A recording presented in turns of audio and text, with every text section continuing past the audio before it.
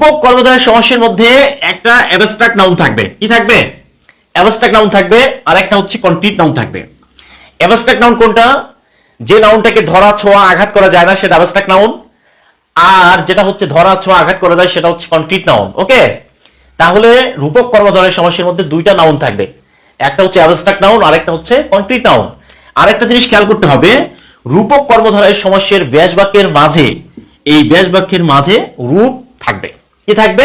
রূপ থাকবে। এবার দেখো, এই যে দেখো মন মাঝি, যে মন, এই মন আর একটা হচ্ছে কি মাঝি। আচ্ছা বলো তো, মনকে দেখা যায়? মনকে দেখা যায় কি? মনকে দেখা যায় না, কিন্তু মাঝিকে দেখা যায়। তাহলে এই যে মনটা আছে এটা হলো একটা অ্যাবস্ট্রাক্ট নাউন, আর মাঝিটা হচ্ছে কনক্রিট নাউন। এইটার ব্যাস বাক্য কিভাবে করব? মন রূপ মাঝি। ক্লিয়ার? বিষাদ সিন্ধু, বিষাদ সিন্ধু, বিষাদ দুঃখের সিন্ধু। আচ্ছা দেখো তো, বিষাদ কি দেখা যায়? বিষাদকে দেখা যায় না, কিন্তু সিন্ধুকে দেখা যায়। তাহলে বিষাদটা হচ্ছে অ্যাবস্ট্রাক্ট নাউন, সিন্ধুটা হচ্ছে কনক্রিট নাউন। ক্লিয়ার? তাহলে বিষাদ রূপ সিন্ধু, কারণ ব্যাস বাক্যের মধ্যে মাঝে কি থাকবে? রূপ থাকবে। এরপরে দেখো ক্রোধানল। ক্রোধানল মানে কি? ক্রোধ। ক্রোধ মানে রাগ। রূপ অনল, রাগ দেখা যায় না, ধরা যায় না, ছোঁয়া যায় না, এটা অ্যাবস্ট্রাক্ট নাউন। তাহলে ক্রোধ, ক্রোধ আর হচ্ছে অনল।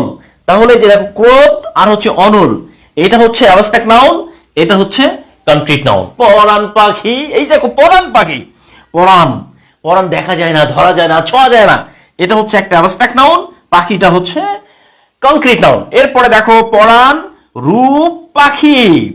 এরপরে দেখো বিদ্যাসাগর, দেখো বিদ্যাকে ধরা ছোঁয়া যায় না, এটা অ্যাবস্ট্রাক্ট নাউন, সাগরটা হচ্ছে কনক্রিট নাউন। আর এরপরে দেখো বিদ্যারূপ, বিদ্যারূপ সাগর।